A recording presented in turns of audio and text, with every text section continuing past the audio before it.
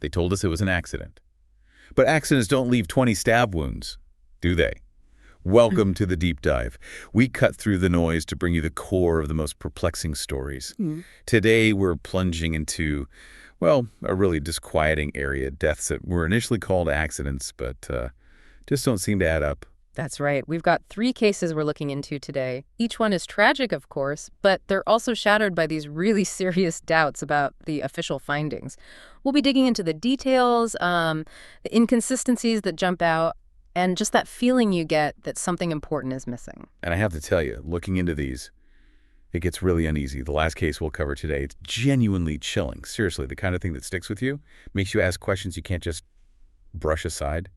So our goal in this deep dive is really to try and understand what might have actually happened in these ambiguous situations, where the official story feels incomplete. Exactly. It's about looking at that friction, isn't it? Between the tidy official ruling and the, well, often messy and brutal reality you see in the details. Or sometimes it's the lack of details that's unsettling. These are cases where just calling it an accident feels, well, it feels wrong given the evidence. Okay, let's dive into the first one. This case takes us to Cumming, Georgia, November 4th, 2018. The setting was a football mom sleepover. Sounds pretty normal, right? Friends getting together. Totally seems like an ordinary social event, the kind of thing that happens all the time. But this one, It took a really dark turn. Yeah. By the next morning, one of the women there, Tamla Horsford, she was 40, a mother of 5, she was found dead. Her body was discovered in the backyard, face down.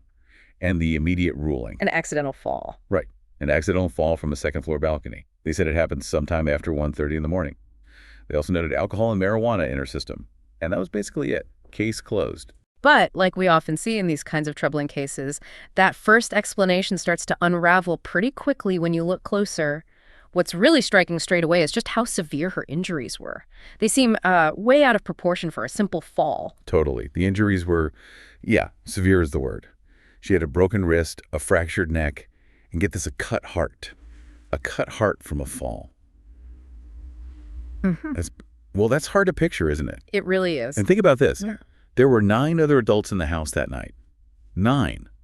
Yet apparently, nobody saw anything, nobody heard anything unusual. That complete lack of witnesses, it's a major red flag. And when you add in the fact that the home security system, the cameras, they were offline, conveniently offline. It just immediately makes you think, okay, something's not right with this story. And the whole timeline of what happened that night felt murky. Some of her last text messages seemed a bit off, maybe.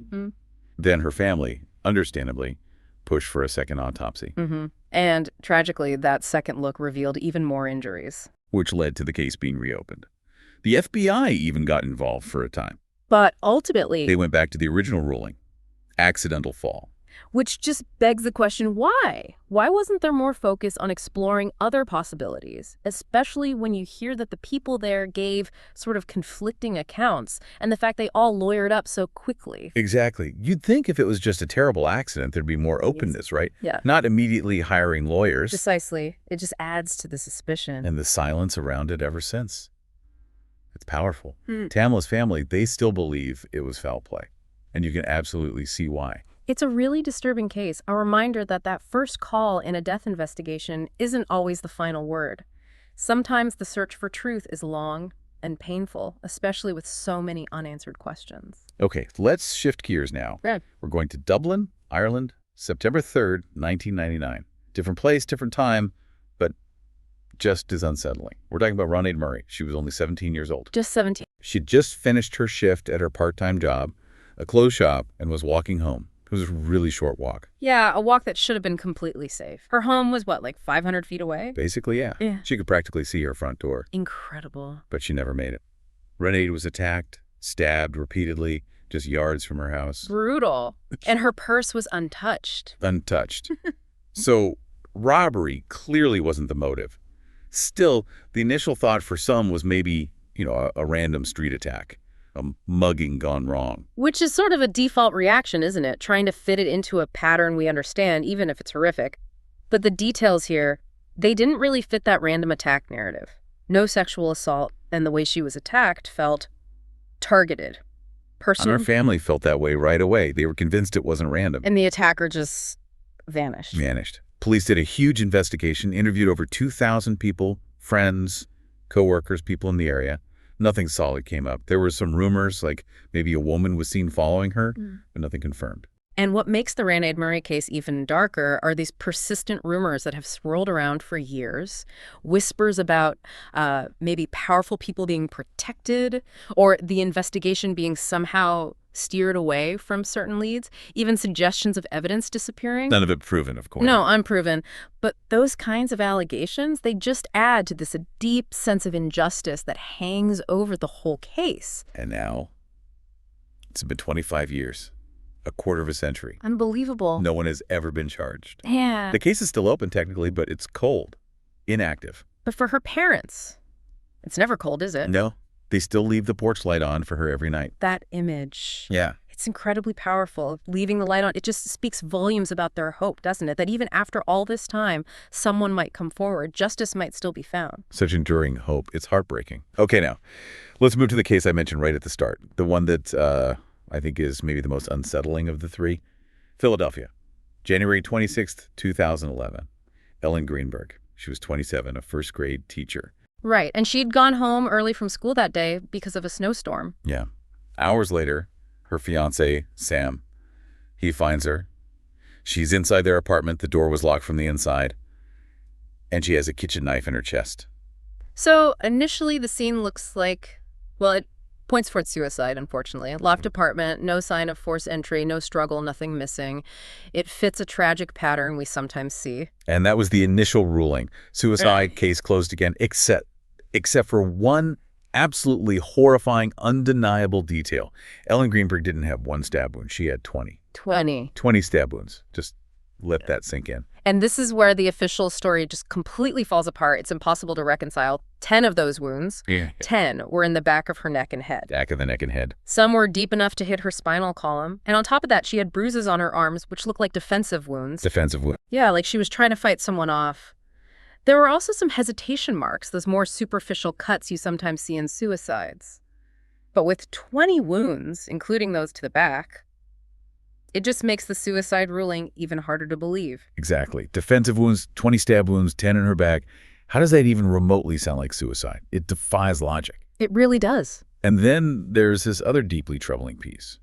The medical examiner apparently first considered it homicide. That's right. Initially leaning towards homicide. But then, after meeting with police, the ruling was changed to suicide. That feels wrong. Police influencing a medical examiner's ruling. It's highly unusual, to say the least. And it's obviously a huge point of contention for Ellen's family. Understandably so. It raises serious questions about pressure or influence. And her parents. They haven't stopped fighting for answers.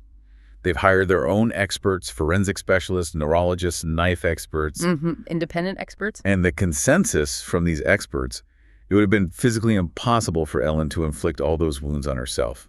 Especially the ones to her back, and some wounds that would have likely incapacitated her almost immediately. Right.